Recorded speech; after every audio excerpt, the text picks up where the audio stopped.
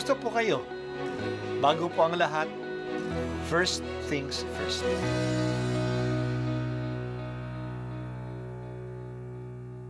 Good morning po.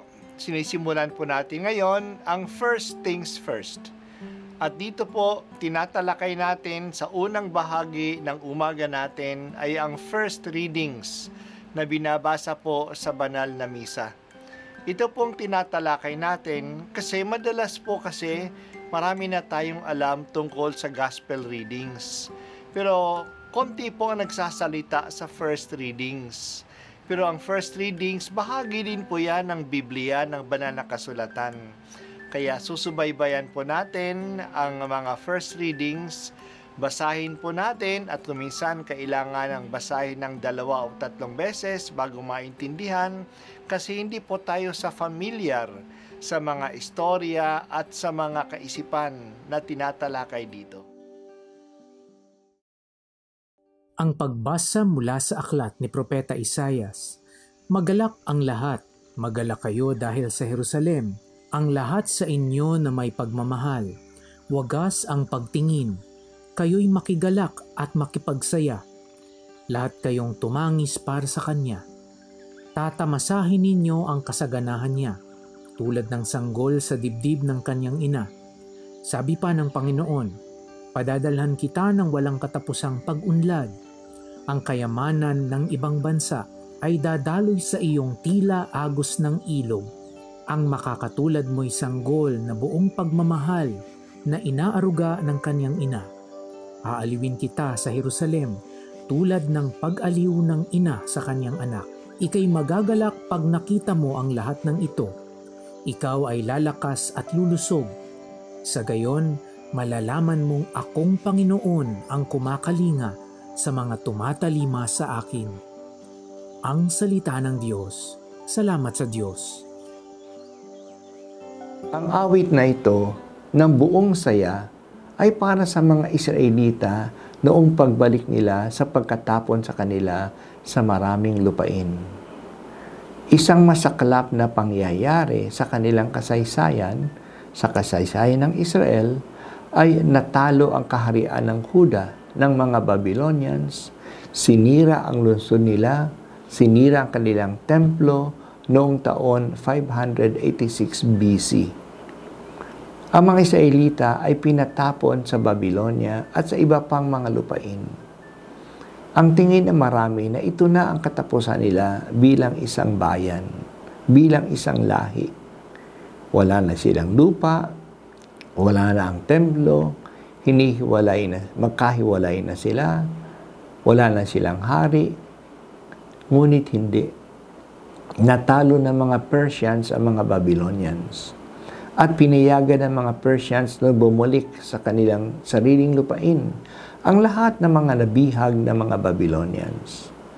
Tuwang-tuwa ang marami na makabalik muli noong taong 539 BC na pinayagan sila ng Haring Cyrus na bumalik sa kanilang lupain. Pero pagbalik nila sa Judea at sa Jerusalem, nakita nila ang laki ng pagkasira nito. At halos 70 taon na napabayaan. Malaking trabaho ang kailangan gawin upang maisaayos ang lahat. At wala naman silang kakayahan, wala man lang silang pera. Kaya na-discourage sila. Sumulat ang isang propeta ng mga awit na aliwin at i-encourage sila. Isa dito ay itong awit ng ating napakinggan. Kaya sinabi ng propeta, magalak ang lahat, magalak kayo dahil sa Jerusalem. Tatamasahin ninyo ang kasaganaan tulad ng sanggol sa dibdib ng kanyang ina. Dadating din ang kasaganaan. Hindi naman sila pinababayaan ng Diyos.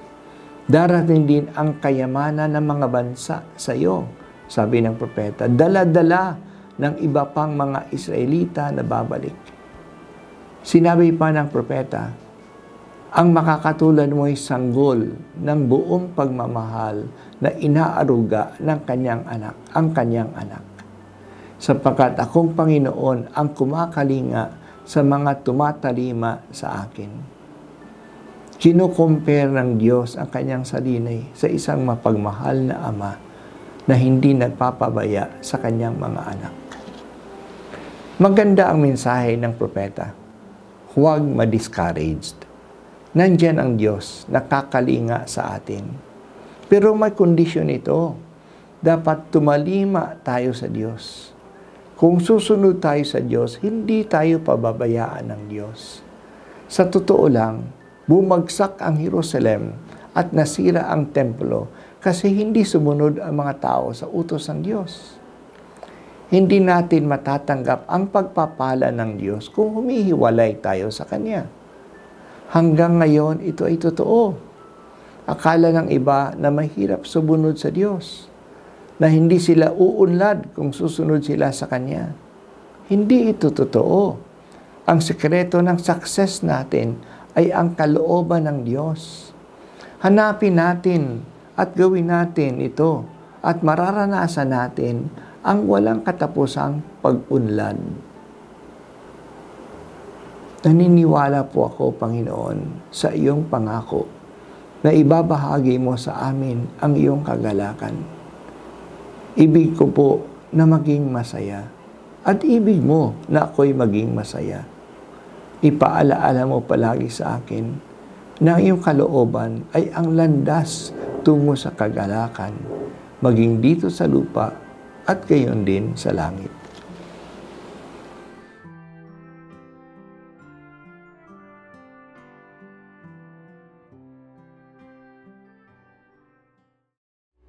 At ako po ay si Bishop Broderick Pabilio dito sa First Things First.